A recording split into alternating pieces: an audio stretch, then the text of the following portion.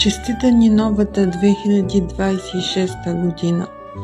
Не знам как се получи, но тръгвайки да изхвърлям пластмасовите торбички, найлоновите торбички, оставих на страна плетенето и незавършената пола и реших да заплета една изтривалка за пред вратата. И си казах, ще я плета един ден, максимум 2 дена ще я завърша. И започнах първия ден, втория ден, това вече е началото на третия ден. Сега съм на 4-тия ден и вече изчерпах всичките пликчета найлонови